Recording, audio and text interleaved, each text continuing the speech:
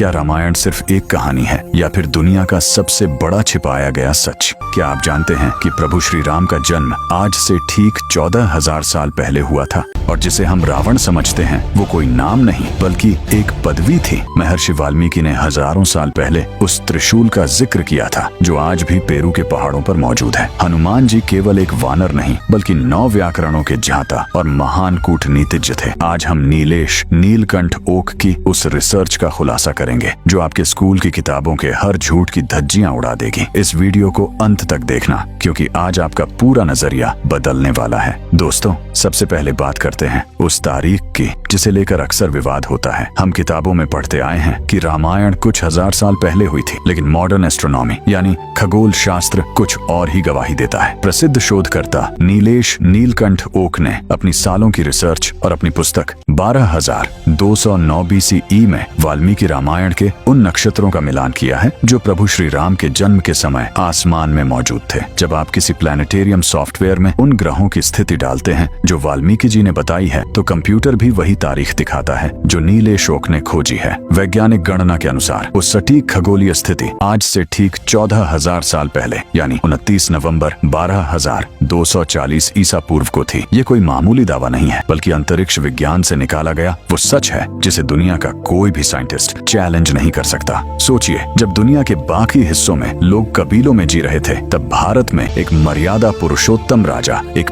बेहद उन्नत साम्राज्य पर राज कर रहे थे। अब आते हैं उस रहस्य पर जिसने इतिहासकारों को भी हैरान कर दिया है। हम सबको लगता है कि रावण किसी एक व्यक्ति का नाम था, लेकिन क्या आप जानते हैं कि रावण असल में एक टाइटल यानी एक पदवी थी। जैसे प्राचीन मिस्र में वहां के राजाओं को फराओ कहा जाता था या रोम के शासकों को सीजर पुकारा जाता था, ठीक वैसे ही प्राचीन लंका के राजाओं को रावण की पदवी दी जाती थी। यही सबसे बड़ा कारण है कि हमारे प्राचीन ग्रंथों में प्रभु श्री राम से हजारों साल पहले भी रावण का जिक्र मिलता है। चाहे वो कार्तवीर्य अर्जुन द्वारा पराजित होने वाला रावण हो या राजा बलि के द्वार पर जाने वाला रावण, ये अलग अलग कालखंडों के रावण थे। ब्रिटिश इतिहासकारों ने इस बारीकी को जानबूझकर हमसे छिपाया ताकि हम भ्रमित रहें और अपने महान पूर्वजों के इस अटूट सिलसिले को महज एक कल्पित कहानी समझकर भुला दें। हमें ये पढ़ाया गया कि रावण के 10 सिर थे, लेकिन असल में वो 10 शास्त्रों और 4 वेदों का ज्ञाता था जो उसकी महान बुद्धि का प्रतीक था। हैरानी की बात तो ये है कि 14,000 साल पहले हमारे पूर्वजों को पूरी दुनिया के भूगोल का वो ज्ञान था जो आज के गूगल मैप्स को भी टक्कर देता है। वाल्मीकि रामायण के किष्किंधा कांड में जब सुग्रीव अपनी वानर सेना को माता सीता की खोज में चारों दिशाओं में भेजते हैं तो वो जिन रास्तों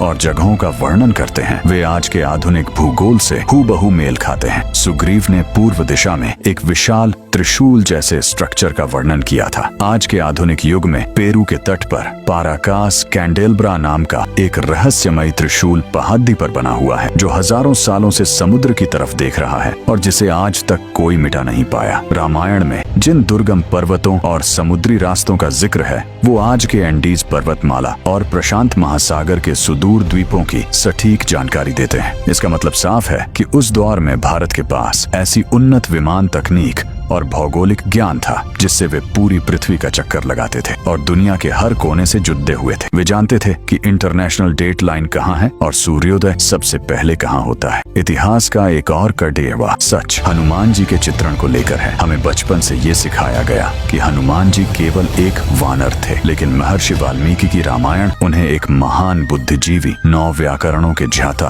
और एक अद्भुत कूटनीतिज्ञ बताती है। उन्हें केवल एक पशु की संज्ञा देना उनके ज्ञान और उस समय की उन्नत सभ्यताओं का अपमान है। इसके साथ ही रामायण का युद्ध केवल एक अपहरण का बदला लेने बल्कि यह उस युग का सबसे बड़ा ग्लोबल पॉलिटिकल वॉर था। इसमें शूर्पणखा का वो प्रतिशोध भी शामिल था जो उसने अपने ही पति की हत्या का बदला लेने के लिए अपने भाई रावण के खिलाफ रचा था। रावण का अहंकार और प्रभु श्री राम द्वारा धर्म की स्थापना, ये सब एक ऐसी वैश्विक बिसात के हिस्से थे जिसने पूरी दुनिया की शक्तियों को 2 हिस्सों में बांट दिया था। यह युद्ध केवल अयोध्या और लंका के बीच नहीं था बल्कि यह सिद्धांतों और वैश्विक राजनीति की एक ऐसी लड़ाई थी जिसने आने वाली हजारों पीढ़ियों का भविष्य तय किया। शूर्पणखा ने जानबूझकर राम और लक्ष्मण को उकसाया ताकि रावण उनके साथ युद्ध करे और मारा जाए क्योंकि रावण ने ही शूर्पणखा के पति की हत्या की थी। तो फिर सवाल यह उठता है कि यह महान इतिहास हमारी यादों और किताबों से गायब कैसे हो गया? इसका जवाब छिपा है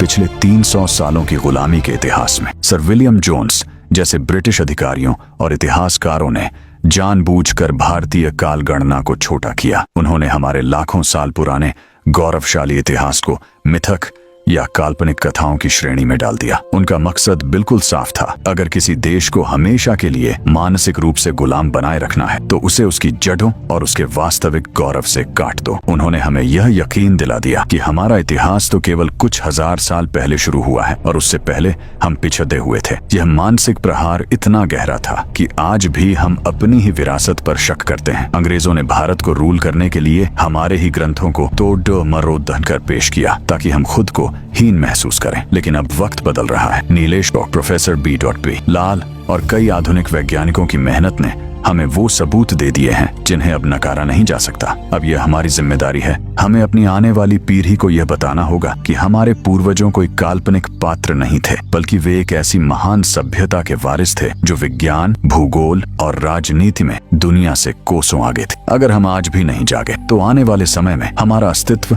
और हमारी पहचान पूरी तरह मिटा दी जाएगी। हमें ये गर्व होना चाहिए कि हमारी संस्कृति के प्रमाण पेरू से लेकर वियतनाम और इंडोनेशिया तक फैले हुए हैं। दोस्तों, यह वीडियो केवल जानकारी के लिए नहीं है, बल्कि आपके सोए हुए स्वाभिमान को जगाने के लिए है। अगर आप भी अपने इस महान और वैज्ञानिक इतिहास पर गर्व करते हैं और मानते हैं कि प्रभु श्री राम का यह सत्य हर भारतीय के घर तक पहुंचना चाहिए, तो कमेंट में जय श्री राम या सत्यमेव जयते जरूर लिखें। इस वीडियो को ज्यादा से ज्यादा शेयर करें ताकि हर भारतवासी अपनी असली पहचान को जान सके और उस झूठ से आजाद हो सके जो हमें सदियों से पढ़ाया जा रहा है। जय हिंद।